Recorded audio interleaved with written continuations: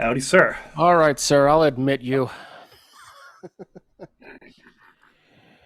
Good morning, afternoon, or evening, depending on whenever you're watching this YouTube video. I'm RyVo here yet again with another installment of I'm RyVo, Who the Hell Are You? And I'm really excited about today's guest, but before we get to him, I do want to make mention of a news item that occurred last week. On April 26th, our local music community lost a major figure and actually a friend. Um, in the form of a gentleman by the name of Ashif Akik. We all knew him as Ash. Um, Wonderful guy, incredible singer, songwriter, loved metal. He was a major figure for me anyway, for all the years that I attended the Hotel Utah's open mic. He's a good friend of the host, Brendan Gitzel, even produced Brendan's album from 2014 called Better Late Than Never.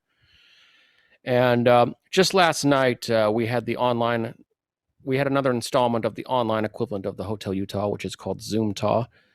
And it was a very somber evening, very much like a wake. Ash had a lot of friends and colleagues, including myself, who will dearly miss him, and lots of tears. Lots of tears. He was a. What's the most remarkable thing about him? And this kind of harkens back to what Robin Williams was for me as well, even though I never met Robin Williams. Uh, in both cases, these are people dealing with horrible personal demons that never relent. And with those demons constantly bombarding them, they fall into alcohol and narcotics, and just not very good things, which are not going to make the situation any better. Um, but in both cases, while they're struggling with those demons, both of these guys entertained people. Robin Williams entertained the world. He loved to make everyone laugh, and he was generous to a fault. If you were to switch him from comedy to music, you would have Ash. That's what Ash was to me. He first of all, he hugged you. He hugged everybody, and you lived for those hugs. He was a good friend. He was like a favorite cousin, and there's not a lot more I can say except he will be really, really missed. And I encourage you, if anybody's interested, I'll have a link below. Check out Ash's music. Do me a favor, when we lose artists, keep them immortal. If they have recordings, if they have videos, then they're still alive. Their artwork is still alive. They are immortal. Keep them immortal. Don't make them a passing trend. That's all I ask. And without further ado, I'm really excited about today's guest. He's another good friend of mine. We've attended many online open mics together, and he's definitely one of my favorite performers, one of my favorite people in the Bay Area. I want you to please give it up for Joe Hickey. Joe, let me unmute you. Okay, there we go. You should be unmuted, I think. Can we hear you now? That's right. It makes you. Okay, there he is. It Hey, puts a request. There's consent. You've got to make sure that there's consent for the unmuting. So yeah, oh, there you go. That yeah. sounds dirty. That actually sounds very clean to me. I But guess. no, good to be here. Yeah, Yeah, good to see you. thanks for having me. I really Yeah, appreciate sure. it. And I know it's a tough day, but absolutely, we've lost a few recently. I want to kind of piggyback a little bit. Sure. IR Feek was somebody from the Story Plow community that we did a wake for him. He passed in January. Had a wake back in March, and Rafik Scott, man, he was that same sort of energy, just that positivity of, the moment you would see him, you were happier. And the guy was not Wow. not unwilling to delve into the stuff that tortured him day in day out and that tortures all of us, Yeah.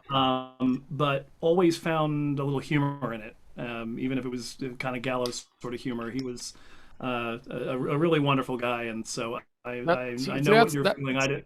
That's a quality I really, really admire in people. When Yeah. you find someone who's deeply troubled and yet it doesn't phase how they treat you. No, They are not at kind and all. loving, giving, generous, all that stuff, despite being deeply brokenhearted, deeply hurt. Yeah. And it's a quality that I wish I had at more times, for sure. Yeah. So okay, so I wanted to start off saying that I kind of sort of owe you an apology in a way. I recall first meeting you. My first recollection of meeting you was on Facebook, and I can't even remember I know it had something to do with my band. You were going to help promote something on my band, and it's completely lost in the midst of Oh time yeah. for me because life before 2020 feels like another universe. I can fill in that gap. Sure. I was grabbing up artists to have halftime music for some of the sports casting that I do for Diablo Valley That's College. right. Okay. And Yeah. Yeah. you Yeah. had something new coming out, and so I was like, great. Let me debut that to a captive audience. And yeah. That's right. Okay. Did I have, I'm trying to remember. Did I ever get back to you on that? Because I remember we were working on a Oh single. yeah. Oh, that's Yeah. right. Yes. Yes. Saltwater Blues. Saltwater Yep. Blues. Okay. Okay. Yep. I couldn't recall if we ever got that done. Again, it Oh, feels like a got it done. lifetime ago. But the It reason I does. owe you an apology is because before that, you happened to be part of the band Vigilus. You were sitting in with them on bass the night that we did an album release at Neck of the Woods with Hmm. them and with other artists. And I apologize. I did not recall you there at all. I just, That's but all right. I was kind of in another mindset anyway. But I have launched an album. I know exactly what that's like. And I also I think at that point I had the beard, and then when you started seeing me again on like the Sorry Plow, the beard was gone. And I've been told that rather drastically changes my look. So yeah, no okay, offense taken. okay. Well, But I'm yeah, glad I'm glad we know each other now. That's the yes, important thing. absolutely, Okay. absolutely. So let's start things off right. I understand you got a song for us, a couple songs. Let's get one of them out, huh? Yeah, we'll do this one. Wrote this, oh man, a good while ago, based on a Chuck Palahniuk book called Haunted. This is titled Sister Vigilante. Right on.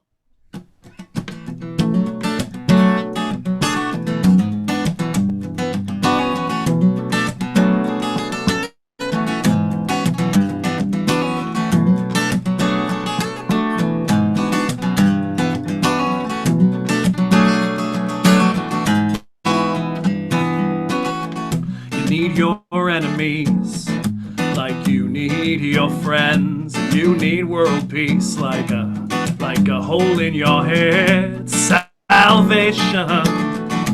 What could be further from heaven sent? 'Cause God loves a villain and evil to rail against. It's where would all our energy go without somewhere to aim? Tell me, would we explode without a world to save?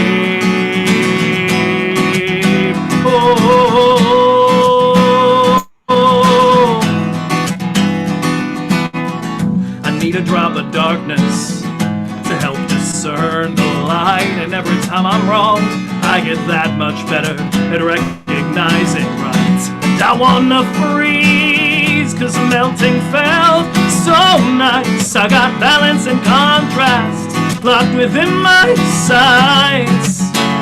'Cause we're all rocks bouncing up and down this hill, and our sharp edges fade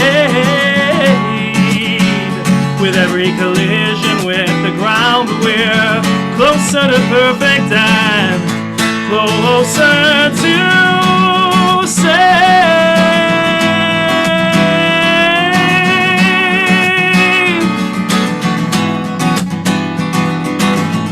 The thief, the terrorist, the murderer, the liar will slap a target on his back and crown your new messiah.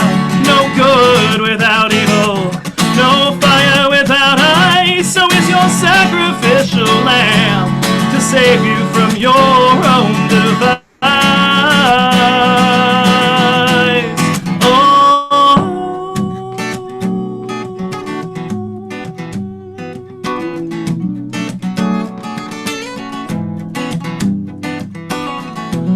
You need cracks to fall through, and you need mountains to climb. Does time heal all wounds, or do wounds just mark the time. 'Cause where would all our energy go without somewhere to aim?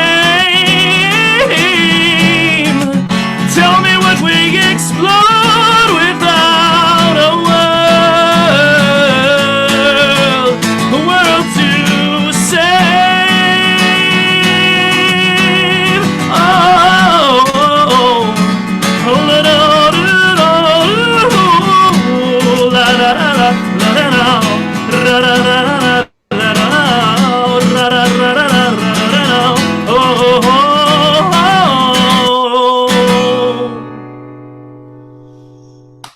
Oh, yeah. Heck yeah. Thank you, sir. You know, there are certain lyrical phrases that I would love to see on a t-shirt. And now Yep. one of them really is, does time heal all wounds or do wounds just mar time? Yeah, that was I really love seriously. that turn of phrase. So what inspired that? Is there what's the backstory of that song?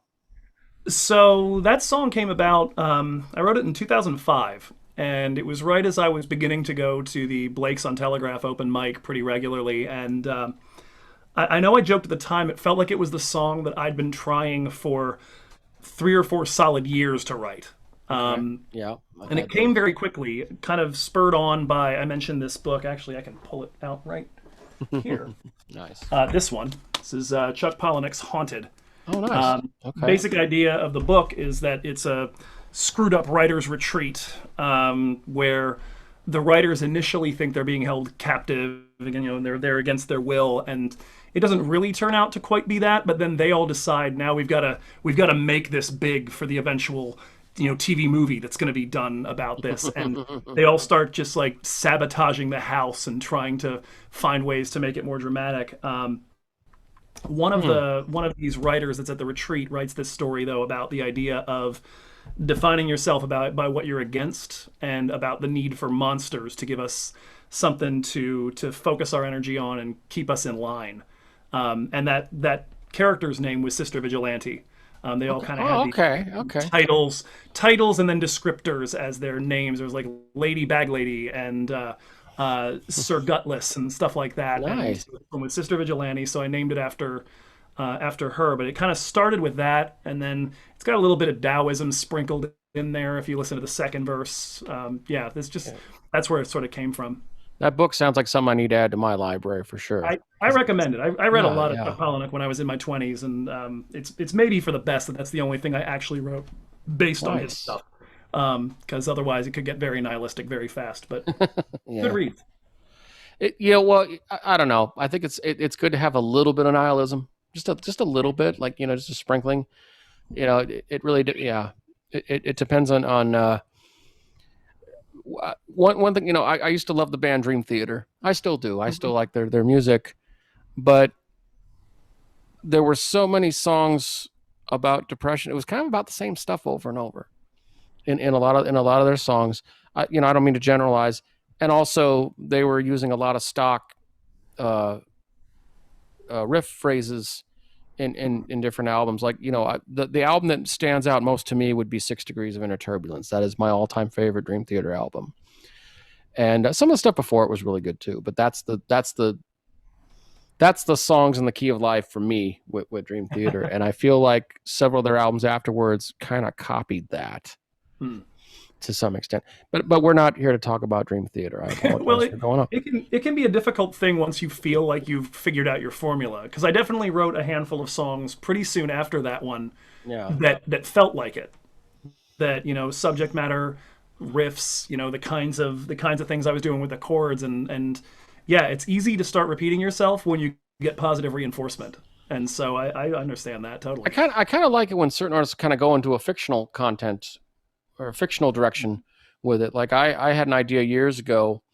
I wrote a song about being really depressed and just the daily routine. You're tired all the time. I mean, I later kind of regurgitated that theme a little bit in Saltwater Blues to a lesser extent, but the earlier song was far more depressive. And I had follow-up songs, and I didn't really want to write about the same thing over and over. And I thought about, what if this person that I'm portraying here gets drunk and in their drunken haste decides to end their life, just not drunken whim. They're drunken out of their mind, and they wake up on the river Styx, and they're still kind of drunk, still kind of hungover, and the song is about them slowly realizing, oh my God, what have I done? Hmm. You know, I never really finished the album. I think I got like the first two songs. This was like years ago. But anyway, uh, so speaking of going back in time, let's go back in time with you. Where are you from originally, first of all? I was born not too far outside Philadelphia, but I grew up in Baltimore. My family moved when I was about 3 years old, and so I don't really remember Philly at all. Okay. So for me, Baltimore's home. I'm the oldest of three. I got two younger siblings, a brother and sister. My brother is now a veterinary cardiologist, still back in Maryland, and my sister is an orthopedic surgery physician's assistant. So I'm the rebel in The that rebel. I did not go into healthcare, but I also teach chemistry and I teach nurses, so I'm not that Oh far off. wow. Not very rebellious. Well, I'm curious. Were there any other musicians in your family? So my mom was she sings. Okay. I don't know that I've really heard her do it in like in a professional or even like really a group setting, but Yeah. she's where singing in the car with her is where I learned to harmonize. Oh, okay. And it's still some of my absolute favorite memories from growing up were just running errands with her, singing along to the radio, finding little things. And I was thinking about this earlier today. I think you always hear about the Oedipal complex when it comes to like, do you end up with a taste in women that kind of look like your Yeah, mom, yeah. like that? I haven't really had that, but what I do have is that all of my favorite female vocalists are altos, and my mom's an Ah. alto, so that's where it really manifested for me. And then my dad he was a bass player in his younger days, and still he's got a Fender jazz bass now at home. Now that Nice. he's retired, getting going with that a little bit again. And he was the one who fed me most of the music that I listened to when I was younger. Ah. He was responsible for the house being filled when I was a kid with Hendrix and the Doors and Emerson, Lake and Palmer. Mm. Um, and Tears for Fears and also Moody Blues, all sorts of stuff like that. That was sort of what my upbringing as a music appreciator, and then kind of what I understood music to be when I started getting involved in playing. It sounds very similar to how I got into music. In fact, my maybe you're the same. I don't know. A lot of my music tastes were previous to my generation, so I was always like a couple steps behind my peers. Because when I was growing up in the 1980s, 1990s, my head was in the late 60s, early 70s. Because that was the hot spot of music for me, and there was so Oh yeah. much that came out of that time period. And Was and it's actually my, just my first concert in the mid '90s was Emerson, Lake and Palmer and Jethro Tull. So I mean, oh, yeah, you bastard! that's You got to see Tull. yeah. I did. I've seen Tull once, and I've seen Ian Anderson a couple of times solo. Um, Nice, yeah, nice. yeah. It's one of my Ian's big heroes for right me. there. Well, yeah. So when I was a kid, like I said, I started out singing with my mom in the car, and then when I was 9, I got the chance to join the concert band, and they had a big assembly at our school where basically the kids got to go up and try a whole bunch of different instruments, and there would just be a line, and everybody would try to see what sound they could get out of a trumpet or a clarinet. Okay. Same instrument every time. It makes me just honestly makes me want to curl up in the fetal position when I think about it in the context of COVID. But wasn't a concern back then. And the one thing I got a sound out of was the flute. And so I was I was that kind of annoying gifted kid where I was like, "Ooh, that's the thing I'm immediately good at. Let's just only do that." And so I couldn't get anything out of a reed. I couldn't buzz my lips, and so I started playing flute. And my dad knew I was going to take hell for it at school because I was the entire time I was there. I was the only male flautist, and so he wanted to make sure that I had a male flautist role model. And he had loved Tull. Hadn't really put a whole lot of that on in the house before then. I knew a few songs, but really started kind of pushing it like this is your guy, and yeah, here it is, 30 years later, and he's still my guy. Yeah, I got to tell a quick story here. My parents wasted money on me when I was a little kid because I don't know how I got interested in flute. Uh, but I remember my parents bought me a really expensive flute, and I took flute lessons, and they didn't stick. I got as far as getting half of Rudolph the Red-Nosed Reindeer. And then my parents were disgusted. They had to, sell the flute back. But then it was years later that I heard Aqualung and Thick as a Brick and stuff. And I thought, damn it, why didn't I hear this stuff when I was younger? I would have kept the flute up. I mean, to this day, Jethro Tull's take on Boré is the one thing that's still in my muscle memory for flute. That's a You great, you you put yeah, that thing in my hand, and I can at least give you the melody, it's a and great probably tune. still remember a good chunk of the like that. Oh man, I Oh, was in the like, yeah, early days, growling at the drum. Ian Anderson didn't quite have a grasp of the flute, so he'd scat sing over it. Oh yeah, Yeah, and I loved that turn. I love the way he did that. So let's go into more detail with your past. As I've said in previous interviews, I feel that every artist has had what I like to call an aha moment. You heard a mm, song, you heard an album that made you go, "Okay, this is what I want to do." mm. Was there an album? Was there a song that gave you that moment? Man, I think there are a couple that jump to mind real quick. All right. The first one that gets me, so I mentioned that my dad introduced me to Tull when I was like 9, Yeah, yeah. and that ELP was kind of in the house. But my introduction to like real progressive rock, which admittedly I've only done in bands when I've been with people who also have the chops for it. I can't do it on guitar myself. But the first time I heard Gentle Giant coming out of my dad's stereo Ah, in the middle of high school, and I'm just sitting there. Like, I've heard, and to bear in mind, like I've heard ELP. Like I know that there's more out there than just four chord stuff, but Gentle Giant was a whole other direction that I'd never even considered, and that's one. The other one that immediately jumps to mind is the first time I heard "Grace" by Jeff Buckley, okay. because I don't Okay. think I fully appreciated the power a vocalist could have until I heard that one. Gentle Giant is one that I really, really got into in recent years, and I'm Yeah. still sort of collecting their stuff. I've even got some of the Steven Wilson remixes, Mhm. and just incredible music. And I'd say that if bands like Jethro Tull or say Led Zeppelin or Pink Floyd are the forefront of prog rock, this band and maybe Emerson, Lake and Palmer, they're kind of like in the peak area of Mhm. prog rock, because it's just insane time changes and it's hard to follow. I've had to listen to Proclamation, at least several dozen times just to kind of figure out what the rhythm is because the vocals just kind of like in its own pocket, next to the keyboard. It's Mhm. just yeah, but yeah, I love all that stuff. So okay, so that kind of influenced some of your stuff. When did you start writing songs? So let's see. I remember first starting to write like little snippets of poetry when I was about 11 or 12. The first time I wrote a song was with my cousin. My cousin and my brother briefly formed a sort of Hanson type band. That was the carpenters. I don't know, but there wasn't a girl in it. I don't know. But we had a little group that we formed when I was 14 or 15, and so I started trying to write stuff then. And at the time, it was funny. That was when I picked up my first rock instrument because I was a flautist from age 9, and then I got to be 14. I was working as a camp counselor, and Hmm. there was a talent show that was going to be held, and my brother was a drummer. He All had right. picked up drums and had a drum set for the first time, like for that, like earlier that year. My cousin was becoming a really good guitarist, and they knew I could sing, and so they're like, "Well, how hard can bass be?" And it's Mhm. one note at a time. You'll be fine.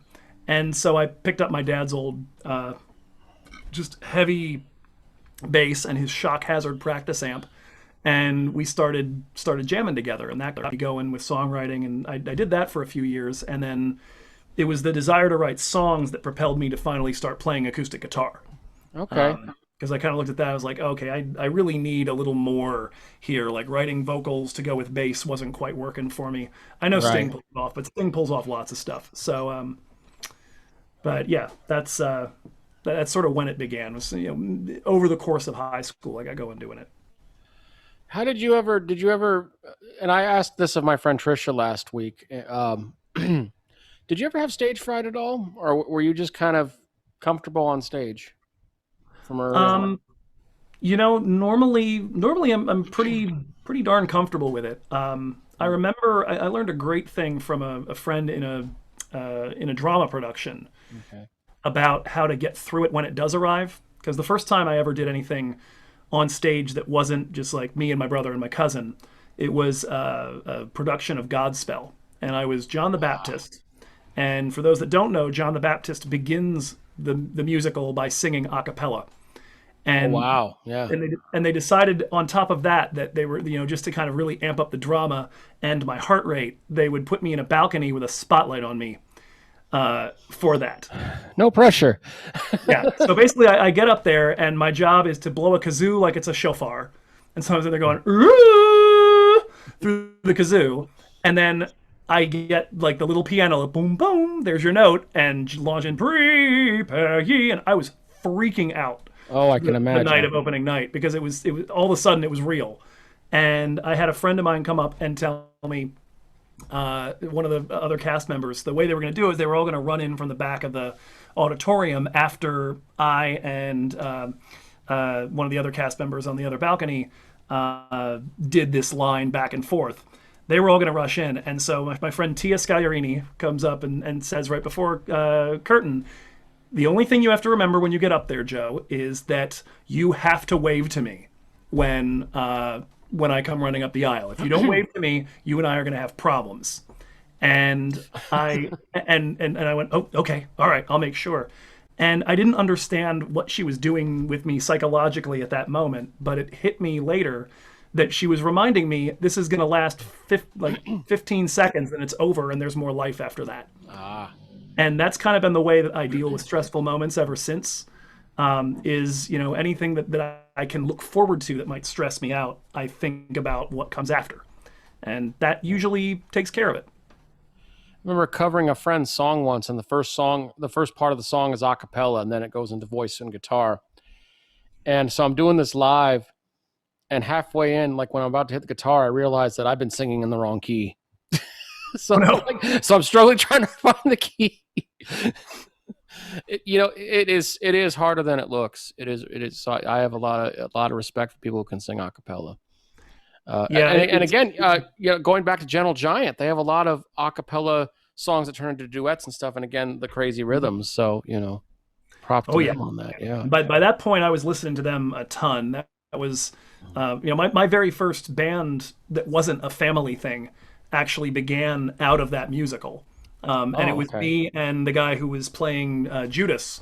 We had been buddies for a while. He'd actually recruited me to be in it, and he and I would just sing stuff at each other and harmonize during breaks between scenes. And bit by bit, we're kind of like, I like the way we sound, and I just learned to play guitar. You want to hang out? Can we do some stuff? And that became a group that we named it after a lyric from the show, or from that show. It's called Pebble Dare, and Pebble Bear. Okay. Pebble Dare. Yes, I will call the Actually, Pebble not a bad Dare. name. Yeah. Aside from the part where it kind of sounded like Double Dare to people, they thought that it was the Nickelodeon show or something like that. But It still has a nice sound to it, and even if it's like a slight parody of the other word, it still works. Now, did that last a while? Did you do some live shows as Pebble Bear? Or? yeah, yeah. Pebble Dare played for about 3 years together, mostly Okay. acoustic duo sort of stuff, and All then right. we put a little home recorded, or well, the recording wasn't home done. The recording was in a friend's studio. The pressing of it was home done. A lot of time on a CDR and a Xerox machine. But yeah, that was back in early college. Kind of got the ball rolling on that, and I mostly would kind of find guitar chords that would work with the melodies that Jim, my bandmate, would come up with, Mhm.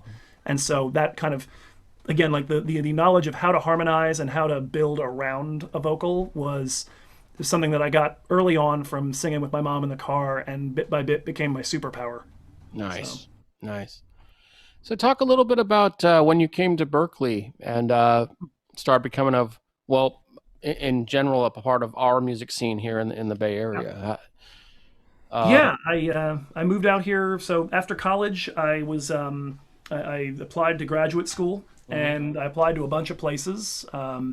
and I just kind of for the heck of it took a shot at Harvard and Berkeley because they were like I think number one and number three in the nation. I was like, I should at least try and see what happens. And it turned out Berkeley just loves guys who have done research already and have like had 2 years of undergrad research under their belt and kind of know what they're getting into.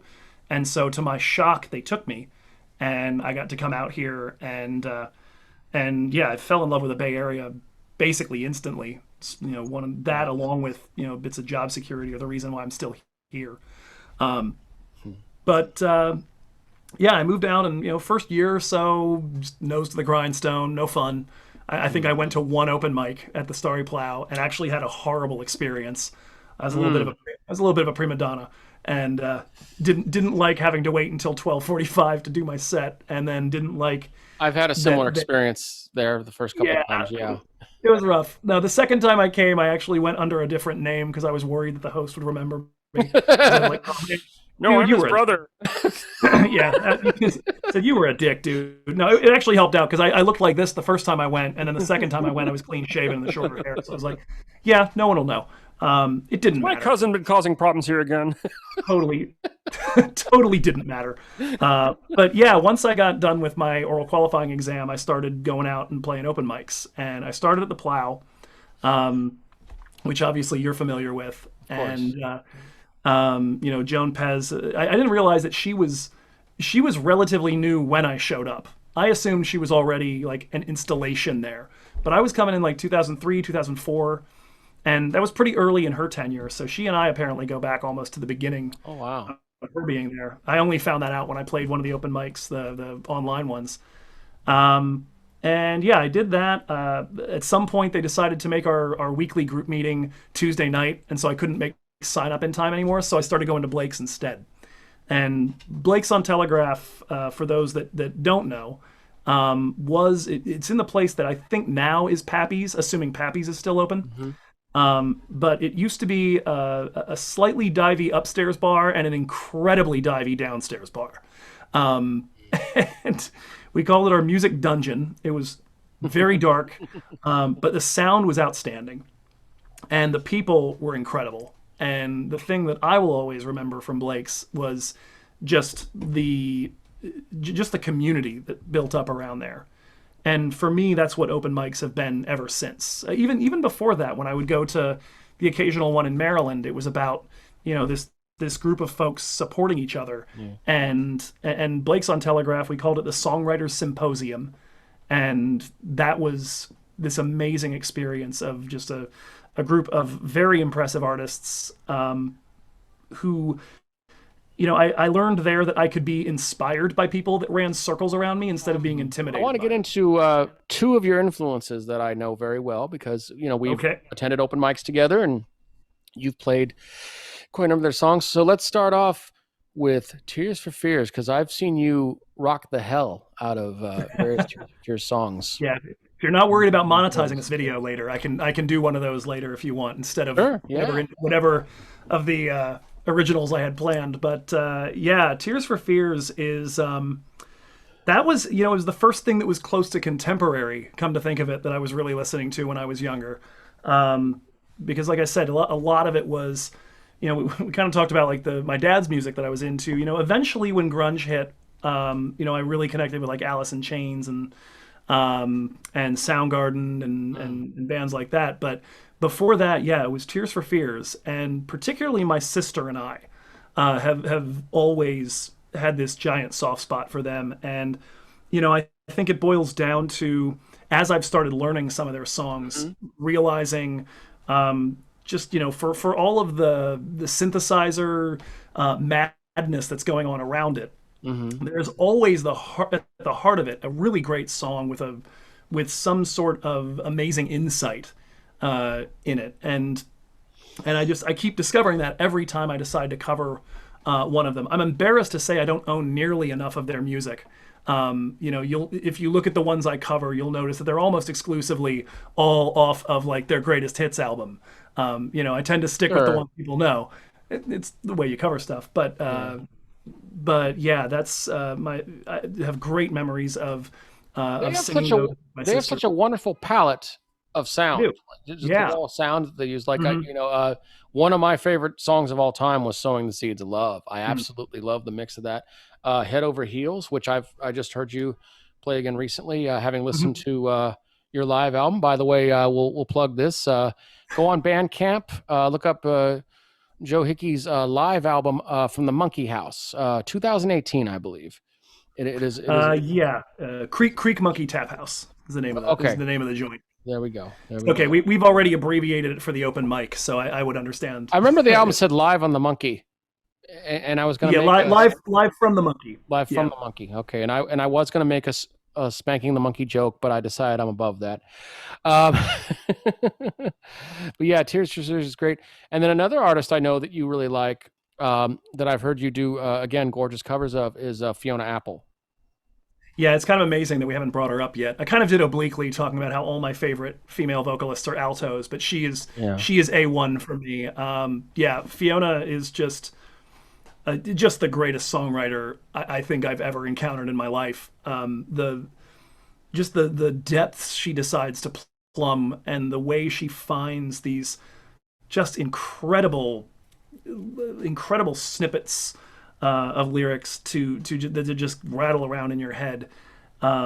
It just boggles my mind. And then on top of all that, especially in recent years, she's kind of gotten really adventurous with texture. She's gotten really adventurous with discord and the power of it. And even with her earlier stuff, it was exciting to me to try to figure out how to adapt something on piano for guitar. You layer on top of that all the crazy shit she has been doing for the last two releases, which of course Yeah. means the last decade and a half for her. But yeah, I almost don't have words for it. But I discovered her in a write up in Rolling Stone, actually, in Okay. like 1998, right as she was getting ready to release Tidal, and I was impressed enough with the write up and what these writers thought of what she was bringing, and I think I might have heard her do Shadowboxer on SNL, and I was like, okay, I'm in, Yeah. and I asked for the album for Christmas, and yeah, the rest for me is history. It's been since 1998. She's absolutely my favorite musician. I don't know that Tidal necessarily bowled me over the same way Mm. that I talked about Buckley, for instance, being one that just redefined the power of a voice for me. But when she came out with "When the Pawn," that one should have occurred to me when you asked that before. That's one of those albums I remember. I remember where I was, what the lighting looked like in the room the first time I sat and listened to it. Um, Now, is yeah, that the album where she won the Guinness Book World Records for the longest album title? that is correct. Yes. Okay. Okay. I Yeah. was trying to recall the title. Yeah, she did one that's later, like two albums later, that's like 27 words, and it's like, are you even trying anymore? No. But yeah, that album, that's a no skips album right there. That is, Okay. Okay. and I've done a handful of tracks off of that one. I think my favorite cover that I do of her right now is "I Know," which is the last track off of that album. I discovered her through my late stepfather. He had a cassette of hers, and it was the album where she did "Criminal." And Okay, yeah, that's Title, the first yeah, one. and I've heard you do that one. Very well done. Yeah, very very interesting artist. I definitely need to delve more into her stuff, but I like her songs done by you. I think you absolutely do them justice. And what I like is there's a lot of people that do cover songs, particularly in the open mics, where that they want to sound just like the original artist, and I don't get that from you. You, I think you do it better justice because you kind of make it your own. It sounds like a Joe Hickey song, but I still recognize it as being Fiona Apple. I still recognize it as being Tears for Fears. Oh, thank you. Yeah, Yeah, I think one of the things that helps with that is that I have a tendency to go for tunes that can't be easily reproduced on an acoustic. yeah. Because I very much am tied to that instrument. I'm not terribly interested in playing electric. I've never owned one. No offense, not at all. Just doesn't grab me as a thing that I want to do. My brother just started playing electric guitar, and he's already discovering how much money you can sink into that. I'm safe with the acoustic until I decide to go buy the Martin, possibly for my 40th birthday, which is not far away. But we'll see what Electric happens. guitars, I've noticed they're harder to maintain than a regular acoustic guitar. Like Oh, I've noticed that's in good my because I don't case. know anything about maintenance. So thank God, I'll stick with the acoustics then. Great. Well, I mean, well, just for example, tuning, keeping it tuned. Sure. I have a 12-string guitar, which you've seen me play, that I've had for like 13, 14 years. Done a lot of work on it over the years. It's an acoustic electric, but I mainly play it acoustic. And uh, it's remarkable. It usually stays in tune pretty well. I have a couple electric guitars now that can stay in tune, but they're a bitch to do so. You know. Um, Getting Yeah. back to the stage fright thing, I wanted to Oh interject yeah. a wonderful story Sure. that I heard a long time ago. Um, I read a lot of memoirs and biographies, and one of my favorites was Willie Nelson's called "It's a Long Story," which came out just a few years ago. And he talked about the reason that he doesn't have stage fright, and it all began when he was about maybe 5 or 6 years old, maybe 4 years old. He was entered into a local talent show, and this is like the 1930s, 1940s, somewhere around there. Little kids had the little sailor suits and stuff, stuff like you see in the Looney Tunes cartoons Oh and yeah. everything. And he was going to go on stage to recite a poem that his grandmother taught him. Well, while he's backstage, as little boys are wont to do, he started picking his nose, picking it so much that it was bleeding. Oh, God. So he comes out on stage, blood gushing out of his nose. He's oblivious to it. The crowd starts laughing, and the poem goes, "What are you looking at? I got nothing to say. If you don't like what you see, you can just turn the other way." And he runs off. And he basically said from that moment on, he never had stage fright. I do suppose there's something to be said for just having like your nightmare where the whole crowd's laughing at you, but you haven't said anything funny yet, Right. come through and be like, oh neat, I'm still alive now. Okay, all right, this is fine. It's like Eddie Murphy's like, all right, calm down. I didn't even say shit yet. You're out there laughing your asses off, and I haven't even said a thing. Okay, we got to get into a mutual friend of ours that I know that you've jammed with, done shows with at least. Sure, sure. How did you come to know Drew Hamilton? How did you get involved with Vigilus? So when let's see, in 2014, was freshly divorced, and I was looking for community again. I was going to the Starry Plow open mic again a lot more than I had been. Hmm. And I was about to move to Martinez at that point, and I, the funny thing is, so he was dating another friend of mine at that time, named Elise, Oh, I know and Elise. Yeah, yeah, she's yeah, Utah. Yeah, yeah, Elise is amazing, yeah. and so yeah, I was. I had not met Drew at this point, and I was sort of flirting with Elise at the bar at one Yeah. point, just chatting her up, and no real objective in mind, but just enjoying her company.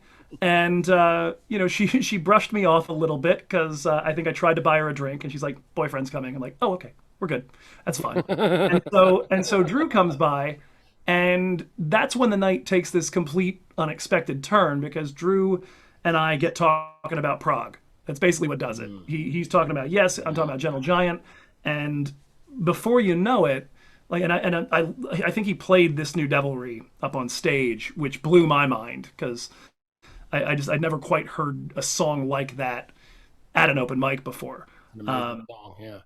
yeah, and so we traded information, and he started inviting me out to an open mic he went to at Madrone Art Bar down around Divisadero in San Francisco, and introduced me to his buddy Ronnie, who the two of them, teachers over at a music school in Fremont. And the basic deal was he'd been telling Ronnie this whole time that what he needed to finish the band off was a bassist who could sing, who could play the sort of weird shit he was writing and sing harmonies that weren't always straightforward. And so you've already heard about my history. Yeah. I got a good ear for harmony, and I've been learning Gentle Giant songs in my basement since I was 15. And so he suddenly like Ronnie had joked like, "Oh yeah, that's a unicorn you're looking for. That doesn't exist." And so Drew points me out to him at the first time at Madrone. Is like, "That's my unicorn. That's the guy." And and so yeah, I played with Drew and Ronnie for, let's see, that would have been 2014. That summer we got together. Played for most of the next 3 years or so. And I was the original bass player in Vigilus. And then my career as a teacher is pretty demanding, and it got to a point where and we kind of talked about it in advance that at some point or another, when they wanted to really gig and do that sort of stuff, they were gonna outgrow me. And so for the time being, it was whatever I can do to help you get out there and play gigs. I love this music. I want to be a part of it. Hmm. I'm excited that I can lend my talents to it. And now they're moving along and have got an amazing album out and cool ass music videos. and Very good. Yeah. and and I won't lie, there are occasional pangs that hit me in the heart, like, oh, if you weren't so devoted to those students, you could have been a part of this. Oh, damn it. But I stand by my decision. I needed to keep myself mentally, assembled. And Well, no, you got to do what you got to do, yeah. yeah, that album is very good. Well, I've interviewed Drew, and I've known Drew for quite a few years. I'm probably one of the people that bugged him for a long time, like, hey, I want a friggin' album from you. Come on now, Yeah, it took him long enough. I Yeah, was it feeling really the same did. way. Fine but tune enough. yeah, no, the Only man been a the man decade. Come on. That's the thing, and I mean, and you can tell from the interview with him too. The man knows what he wants. He Oh can yeah, see it clear as day in his head, and it's about how do you bring it to life. And I respect the hell out of that. He's yeah, uncompromising in that respect. He knows what the vision is, and he's going to make it happen. So. absolutely, absolutely. And by the way, I'm stealing your turn of phrase. That's my unicorn. I like that a lot. Yeah, it was a lovely time, and I'd always wanted to be in a Speaking of prog band. unicorns, There you go. It's tight. That frickin' beacon flower madness is. I didn't it's realize beautiful until he artwork. mentioned it. Yeah, for Yeah, I sure. didn't realize till he mentioned it in an interview that it was a thing that he saw at Burning Man that he thought was chasing him while he was on mushrooms. I was like, that's fantastic. Well, one thing I Um, was surprised to learn was when he mentioned this new Devilry uh Vigilus. was originally Yeah, it was originally That's the name. right. Yeah, Yeah, that and was Ronnie's idea to flip the what the band name was going to be and what the song title was, and that's why you see, right, Vigilus is basically like being awake, and yeah, so yeah. I'm wide awake. That's the chorus there. When he came to the Utah, he would, he'd sign up as, this is Drew now, he'd sign up as Vigilus, but it would just, usually just be him.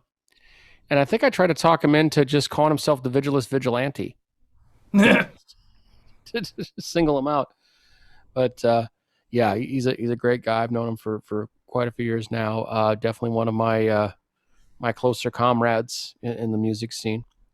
Um, let's talk about Gentle Giant a little bit because I want to geek out. What are some of Sure. your favorite albums? What are some of your favorite tracks? Yeah, man. I know that for me, Octopus and The Power and the Glory are 1 and 1A. It really depends on my mood, which one of those is my go-to. I think, I mean, Power and the Glory is great. That's one of my favorites. Proclamation is one of the greatest first tracks of an album I can ever Yeah, recall.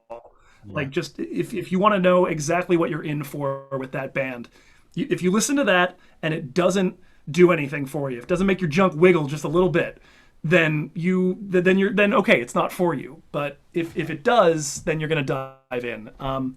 The song that I still have a huge soft spot in my heart for is "The Runaway" from "In a Glass House." yep. I love that track. That was the first one I learned on bass, and it was the first one I remember hearing because the album my dad was playing was actually a live one. It was the King Biscuit Flower Hour recording that they have, and I would hear this one, had the little initial track, kind of made out of taped sounds of breaking glass, Yeah, yeah. bit of percussion, Right, right. and yeah, it boggled my mind, that entire song. And yeah, I sat down in the basement with my dad's album, and I was like, I'm gonna learn this. And that used to be one of my favorite things when because I was in high school. Every now and again, I would call my dad down to the basement, like, dude, you gotta check out the new Gentle Giant song I just figured out on here. Um, and yeah, it was bonkers. And I'll say this: for as incredible as their music is, Hmm. Drew's bass parts are harder. The Vigilus Yeah, bass parts are harder, way tougher. Like, I can hear that. Yeah, yeah, that's probably but why Drew uh, tackled him himself on the. yeah, well, yeah. Sooner or later, I mean, that was the thing I even asked him about at the time that we were recording the album. I think there were some things I did that he liked that he wanted me to actually record, but I was like, dude, you are a better bass player than me. Why- Just lay it down. Make it the way you want it. It's gonna be fine. Back in 2014, I recorded my first CD, and Drew's kind of involved in this story, so it is kind of funny. I made an album. It was called "Well, That Shut 'Em Up." It was basically just a collection of songs that I had written during the course of time at the open mics, and it was also my first time advertising myself as RyVo. Um, so first of all, I should mention that I had no idea what mastering was. Hmm. That was kind of funny. I just mixed a bunch of stuff on an album, within a certain time frame. I knew I was going to have a feature at the Utah on December such and such, and I said, okay, that's the release date. So I nearly, killed myself just trying to get everything done in time. And I'm producing everything myself, mixing everything, and so on. And really not aware of what I don't know, Hmm. which is pretty common. So I finished the thing, and Drew and also Ashif, who I mentioned earlier, had both bugged me like, you need to master this, you need to master this. And I said, I don't know what that means. Is it a submissive CD now? Does it go in the CD player and say, no, I want to play Lionel Richie instead? I mean, I know what mastering is now, but it was just kind of a funny thing. And I remember Drew was pestering, like, you should go back and master it. I'm like, dude, I am so sick of these damn songs. You have no idea how much I stressed over them for several months, nearly killing my voice on some of them. I'm done with this. I want to move on. But you mentioned bass lines. Now, I had a friend at the time who was a decent, bass player. And what worked out fine was I'm recording everything via pro tracks, like MIDI. So if anything's off beat, the bass is a pulse. I can just, cut and paste Sure. the rhythm or whatever I want to do. And you just get creative in that way. There was one song that I had written that had a lot of jazz influence. And so it had a lot of different, chord changes and stuff. And I thought, God, there's no way in hell I could get her to play on this because it would be too difficult. So she was crashing across the hallway from me at the time, and I said, hey, can I borrow your bass and I'll just give it a shot myself. Now I should mention her bass. She was an interesting musician because she would bow her bass. She did like bass bowing, Oh, so the action on her bass was really high, ridiculously high, so that she could right. bow it. So you can imagine me, not even a novice, just a don't know shit bass player trying to just find bass notes and record it. I got it done. I'm proud of myself, but I damn near ripped my thumb off doing it. Yeah, I still remember when I first learned to play, I was playing on my dad's old bass, and that Yeah. thing was in some dire need of maintenance. Ooh. Like I said, both that and the practice amplifier, Mhm. which gave me a couple of zaps here and there. Um, Yeah. but when I finally bought my own bass guitar, I got just a bang around Gibson Epiphone. In fact, actually, there it is. That's the one right there, the black one on the Oh, wall. okay. Okay. That's my first instrument I ever bought myself, Nice. and and yeah, that one I got it, and I got that, and I got a better amplifier. And between the change in action, the fact that the pickups on my dad's bass were microphones, not Okay. magnetic, and the change in amplifier, I instantly became 3 times faster on bass. Like I could move, I could motor because I've been basically Amazing. doing altitude training Yeah. for 2 years, playing on the rest on my original. We'll call it a rig. Yeah, it was a mess, but it's one hell of a way to learn. And same thing happens every time I get the action lowered on my bass guitar. It's just like, ooh, speed. It's awesome. Nice. So let's talk about your recordings a little bit. Now, Sure. again, the album that I'm familiar with is your 2018 live album.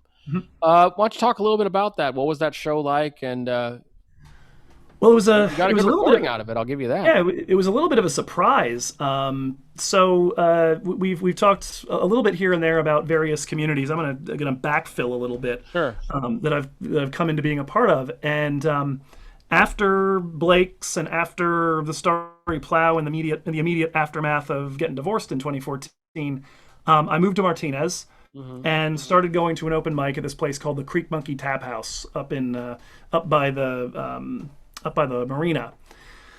And yeah, it turned out to be kind of this new home for me, somewhat problematically for the wallet, Ah. because man, did they have good beer. Ah. They no longer exist, as is the case for a lot of the places that I've enjoyed playing. I'm glad Starry Plow continues to hang on, but but yeah, I went. I started going there pretty regularly, and they would hold these little concerts by the creek, up at the Creek Bunkie, and so yeah, I was playing one of those, and Eli Moody, who has been the host up there, who's appeared a few times on Concord Couch concerts now in the course of the pandemic.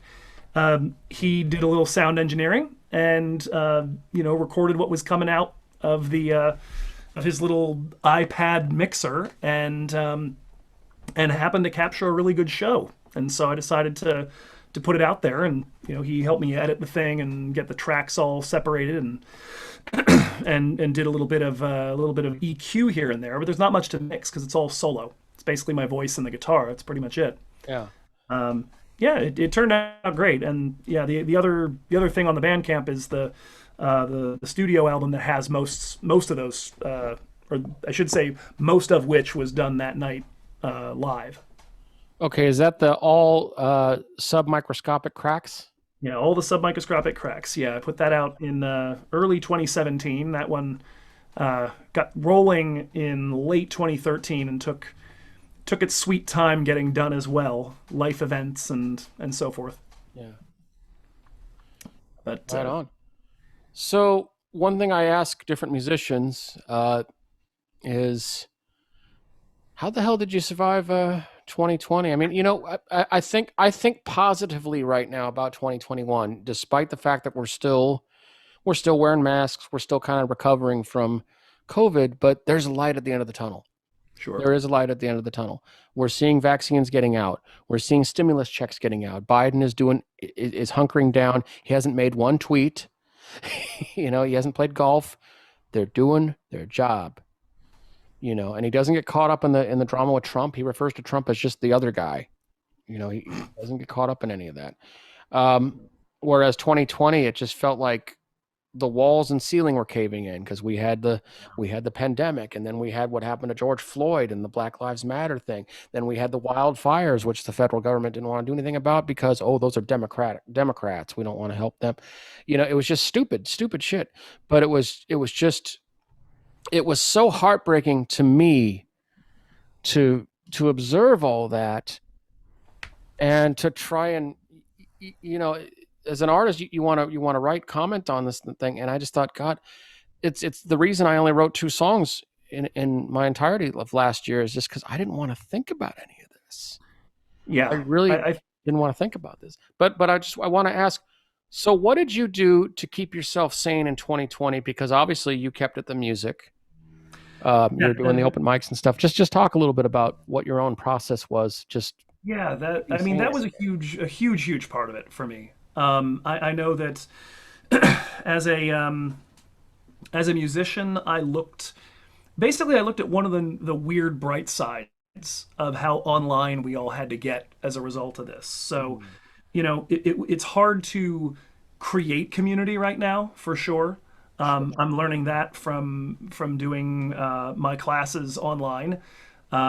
Last semester went okay. This semester, not nearly so well.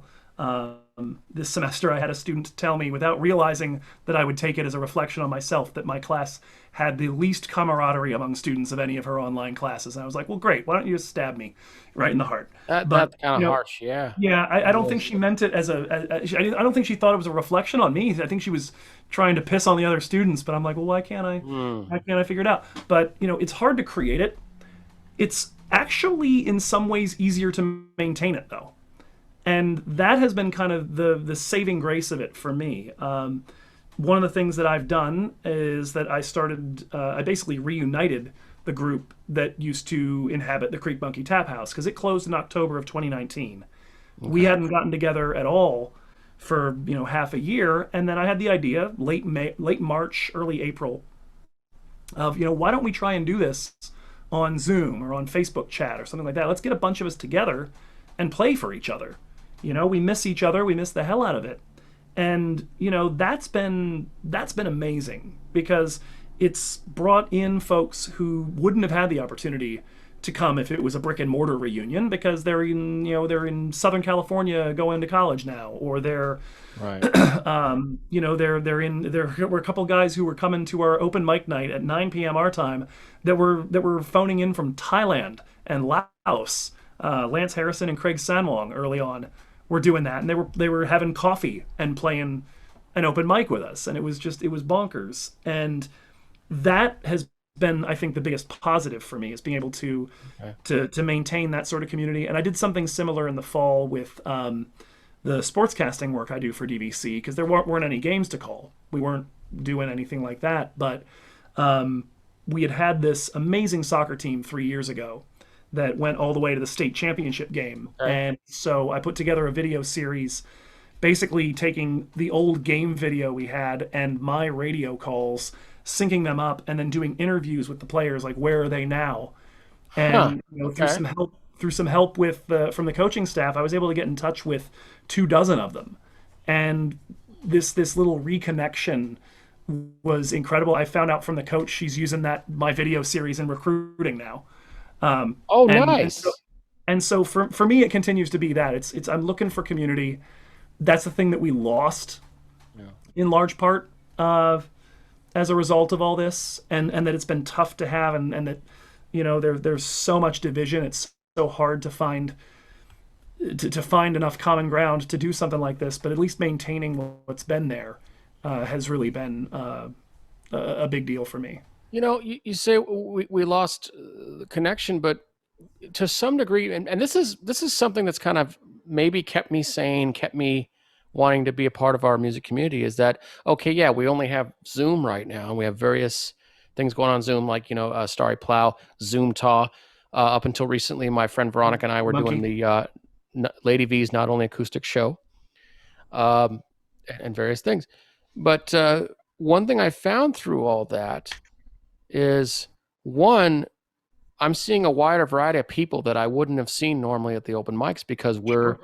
we're seeing people from other states, and actually twice now with the Lady V's show, we had a guitarist from Argentina Wow. play our show with us, and Yeah, I had the joy a couple of weeks ago of getting to play for a guy named Joe Isaacs, who does has been doing something called the Music Matters Showcase in okay, Maryland for like 16, 17, no, it's got to be longer than that, okay, probably 18 years now. And the neat thing about it was that he was the guy who gave me my first solo show oh back when I nice, still lived in Maryland. And he was looking for open mics, somehow came across Zoom Monkey, didn't realize he was talking to me for like a month as he was finding out when it was going to be. And okay, then, we reconnected and I got a chance to play at his shindig. And nice. it was like my return to playing in Maryland, kind of, after 16 years. It was wild. See, I'm seeing like a new closeness when we do like Starry Plow and Zoom Yeah. Taw and so on because I think we're just all so delighted to just see each other, Yeah. even if we're just playing for each other.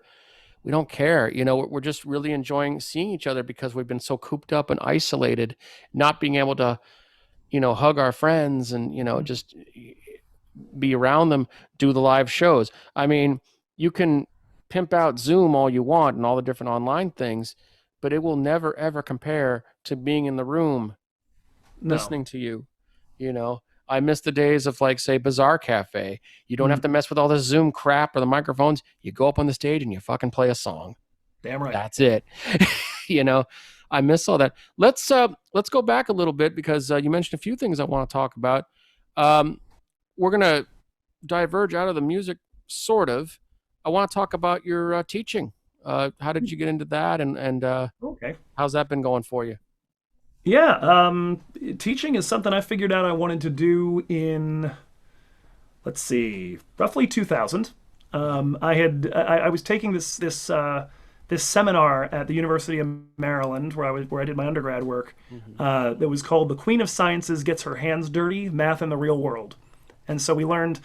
You're going to try to drag me away from music, but we're coming right back. It's going to boomerang in a That's second. fine. That's fine. Yeah. But the basic deal was we were learning about things like game theory and cryptography and stuff like that, and just the way that math was used in all these ways that you don't really think of if you're 18, 19 years old and you've only been exposed to it in a classroom.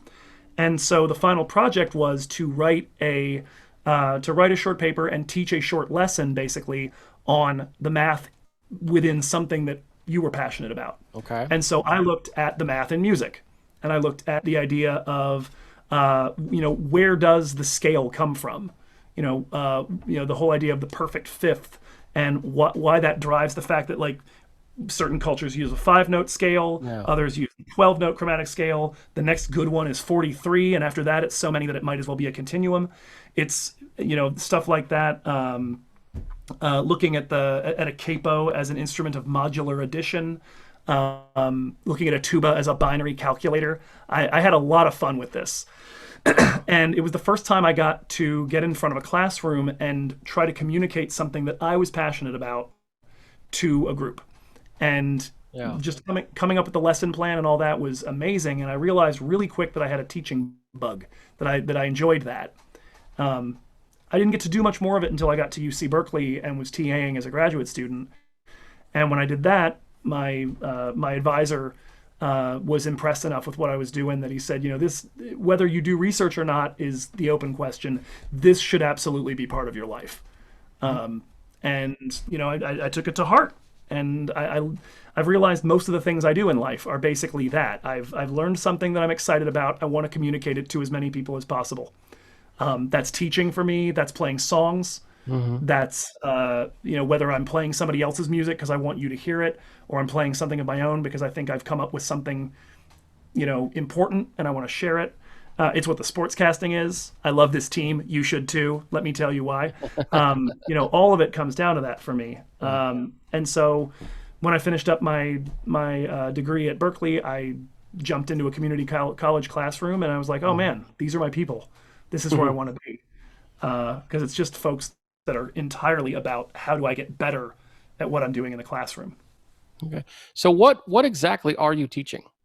Because So I had always assumed you were a music yeah, teacher. no, I'm a Okay. chemistry teacher. I see. I made that Yeah. mistake. Yeah, no. Otherwise, it would just have made Vigilus way too homogeneous. Just a bunch of bearded, You don't want it to be easy or anything. Come on. Yeah. just a bunch of bearded music teachers. That's all it would be. And so yeah, no, we had to diversify that a little bit. Get somebody who was a bearded teacher of something else. But no, I got my doctorate at Berkeley, and I started teaching at a community college soon thereafter. And so I've been at it now for about 12 years. I've been at Diablo Valley College in Pleasant Hill as a tenured professor now since 2012. Okay. And yeah, I love it. I love it, oddly enough, more now than I did about 2 years ago. Something about the online environment and having to reinvent myself on the fly Yeah. was really invigorating and helped me find some things. I think I was hitting the 7-year itch a little bit, where I might have gotten to a point where I felt like I was going through the motions, and that wasn't an option last fall. And so you figure things out for yourself, and you're not tied to whatever you thought you used to be, and you can evolve and be something different, and be something hopefully great. But what is the subject matter that you're teaching? Oh, That's I present didn't get. subject. Sorry. Sorry. Yeah. Present subject matter actually is I'm teaching introductory chemistry to nursing students. So Okay. Okay. it's this sort of whirlwind of take you from never having even seen an atom, and what we basically how an atom is built, all the way up through here is how DNA codes for the proteins in your body, and here's how you metabolize sugars. Uh, So it's a hell of a semester. Yeah, that's that's what awesome. I'm. Yep. And you've been keeping at that. I see all through 2020 and 2021, just at least Oh yeah. Zoom wise. Okay. Oh yeah. Yeah. I've been fully online. I have not been inside a brick and mortar classroom since March 12th, 2020. Yeah, it's And weird. yeah, I'm scheduled to be back in one at least once or twice a month for each of my sections next fall, but still working out details and kinks of that. I've gotten to be very fascinated with science in the last couple of years. Just I work late nights with my job, and I'm a YouTube junkie. Mm, And in addition to just ridiculous comedy, I'm always looking for something that's intellectual.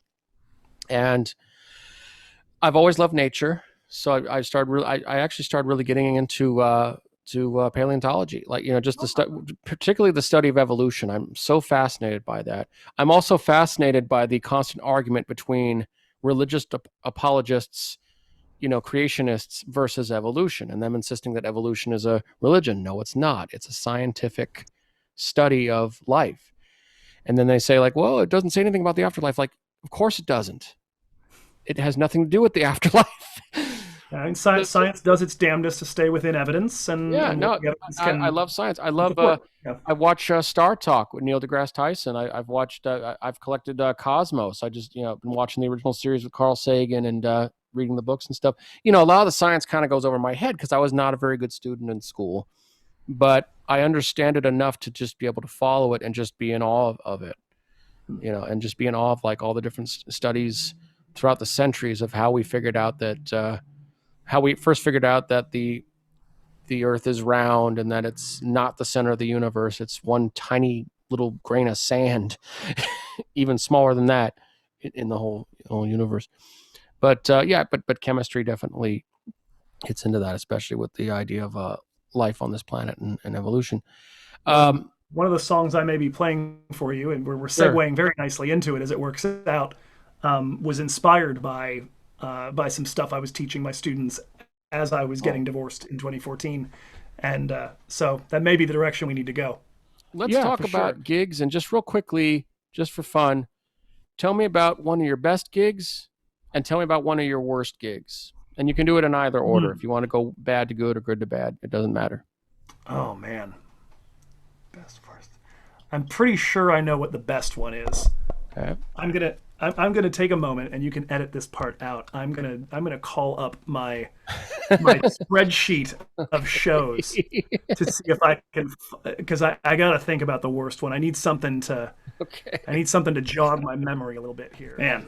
Well, so one of the things that occurs to me, okay, I'm going to go with this for worst. You got it. And I've got the date in front of me, April 29th, 2007. It was with the Grace Woods Trio, which was a piano pop trio that I was in with one of the many alto female singers that I've been in bands with, thus completing the circle, talking about the Oedipal issue with my mom's voice.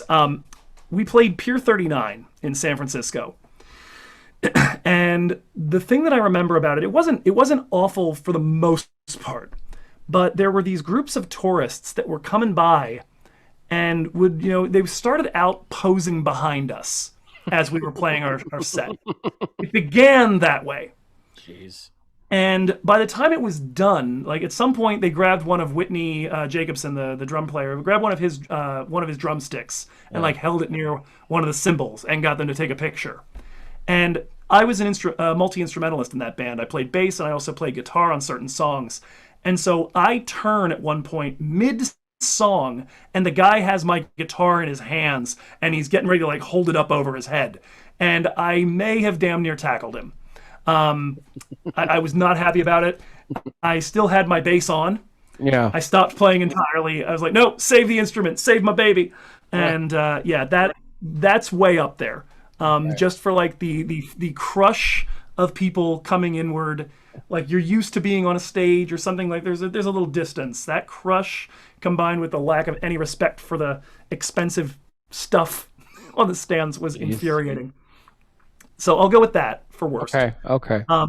Best has to be my CD release show.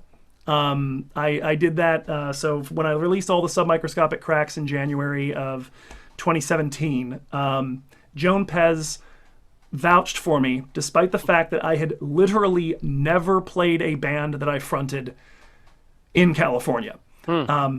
Had never had a show like that before. But she vouched for me with the bookers and helped me get a gig so that I could do my show at the Plow. And we got Adrian West, who is a lovely man. Oh, Who's been doing I some, know Adrian West. Yeah, we've done Adrian, shows right? with him. Exactly. Yeah, good guy. Yeah. Lovely guy, and stepped in at the last minute to be the headliner for it. And my good friend Tawny Kendall, who I played in her group, the Hangover Brigade, for a few years back before a bunch of them went to live in other states. I got them to be on my bill, and I was worried until the last moment that I wasn't going to have enough people show up to make it worth what she had done. And the size of the Starry Plow. Yeah.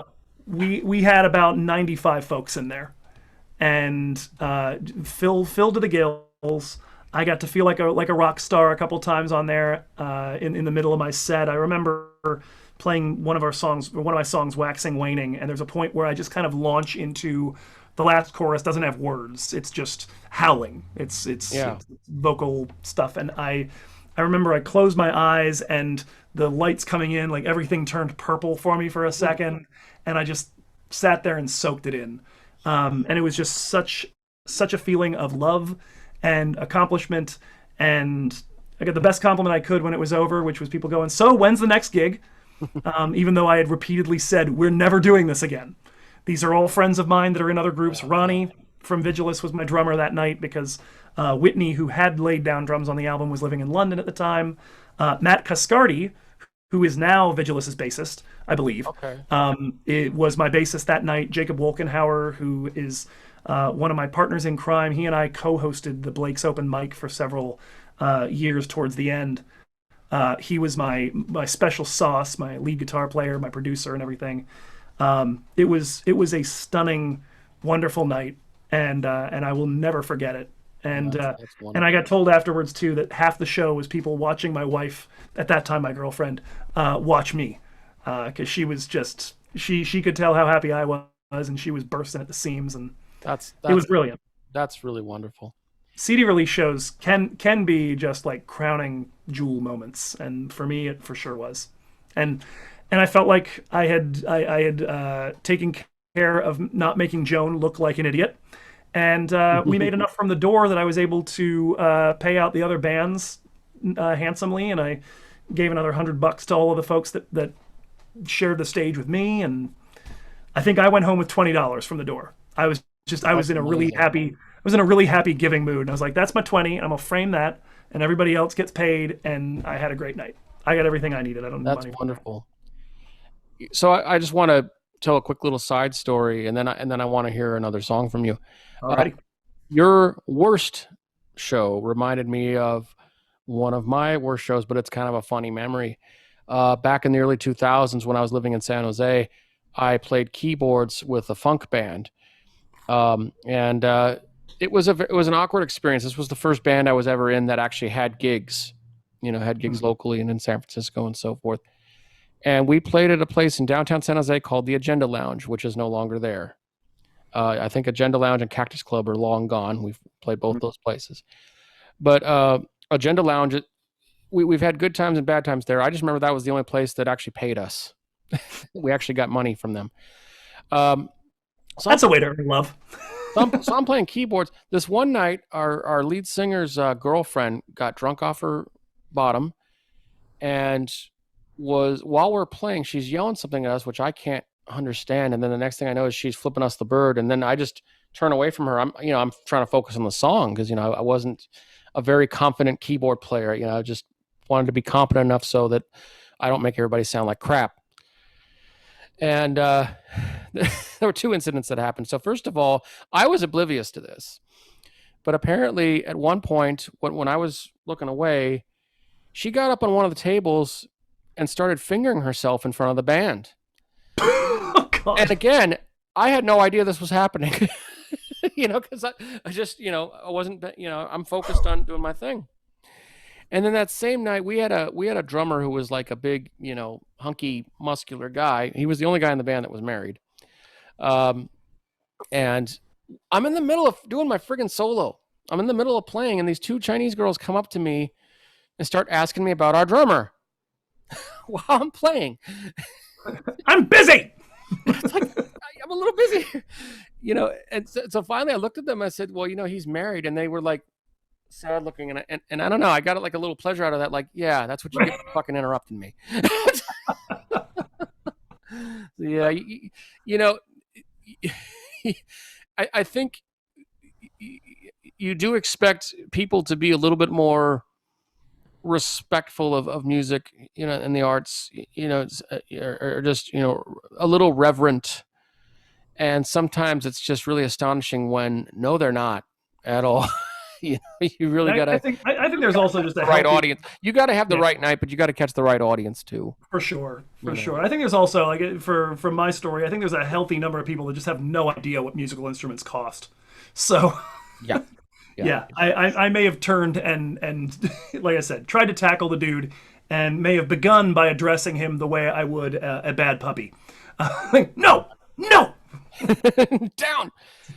So, get Joe, off you it. mentioned a song relating to chemistry. Yes, You want to do that one? yeah, I think that would be Okay. it. So what is the name of this one? So this one is called. Let me make sure I find. What did I do with my pick? I'm gonna Uh-oh. need that. There we go. This is called Gravity and Pressure, and Oh, okay, cool. yeah, it's like I said, I was going through the divorce, and this song took forever to finish, actually. But it began from this sort of seed idea of I was teaching nuclear chemistry at that point to my Yeah. class, and we were talking about the only two places where you get nuclear fusion, which are in particle accelerators, because you have to just fling them at each other at tremendous speeds to get nuclei to fuse, or in the center of a star. And what kind of started coming to me was this idea of all of this pressure and pushing and gravity and all that leading to light. And I was in the midst of a time in my life of colossal grief Sure. over basically having what I thought the rest of my life was kind of ripped out from under me. And so I wrote about it. And like I said, it took a while to complete it. I have to give a hat tip to Tawny Kendall, who used to host an open mic called Persist, that you could bring half finished songs to and get feedback. And she liked that she heard more of me singing quietly in this one, because she'd never heard me do that, because usually I try to be a vocal athlete all the time. And so she wanted to hear more about the prelude to the star exploding and generating this light. And so I thought about the things we make from grief, and that's what it became. So this is Gravity and Pressure. All right, take it away.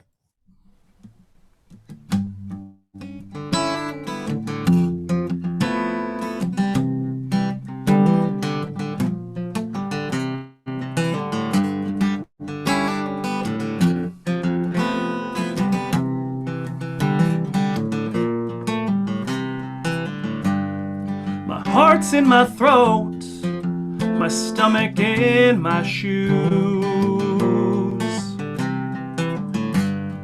The vacuum left between sucks up everything that moves. It's critical mass, circling a collapsing core. Lost amidst a fog that don't let the light through no more. Oh, can I coalesce, solidify something from this unholiness? Gravity's oppression keeps me here, slave to a nebulous fear. What even am I now? As all my particles rearrange, am I becoming my own cage?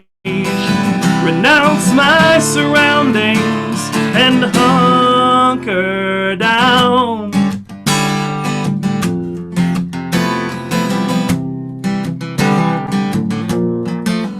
And hunker down. Well, layer on layer in armor forms, but it's far too heavy for the meager protection it affords. But if I compress enough of this ordinary stuff, you know, I just might make me a jewel.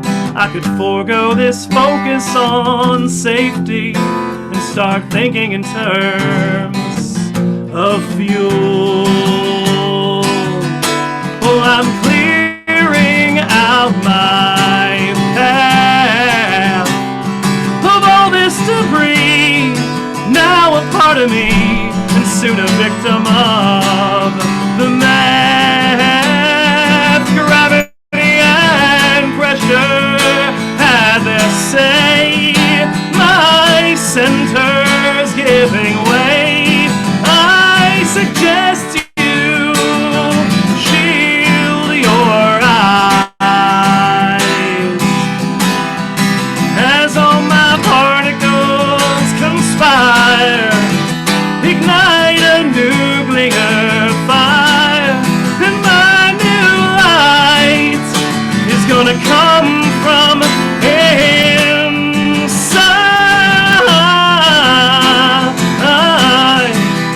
Oh, inside. Oh.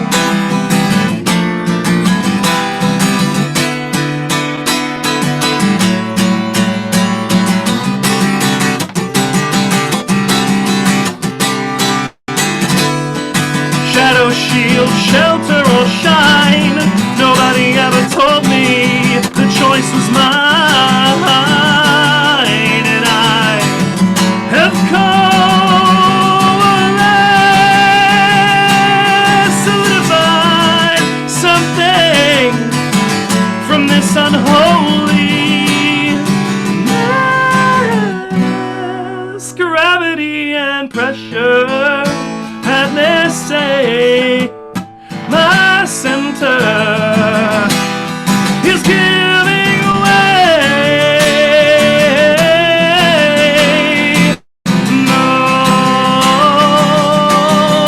as my particles conspire, ignite a nuclear fire, and my new light is gonna come from inside.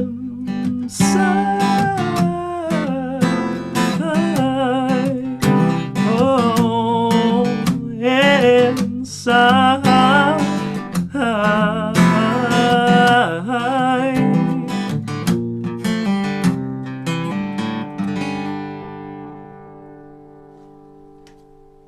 Absolutely breathtaking, as all the music I've heard you do has been. Thank you, sir. Joe, you're a phenomenal artist. I'm so glad that I've had the chance to get to know you, to observe, take in your music. You inspire me to keep, not just to keep at it, but to improve in myself as well. You're one of those artists that do that for me, because if anything, I got to catch up to you. But it's been an absolute pleasure just getting to know you a little bit more now. I really enjoyed our conversation. Once again, my guest today has been Joe Hickey. Please check him out on Bandcamp. I will have links in the description of this YouTube page. I'm your host, RyVo, and I think that's going to do it for this episode. Tune in a couple weeks, and we'll have another one. But thank you, Joe, for joining me tonight. And My pleasure, Rivo. cheers, cyberspace.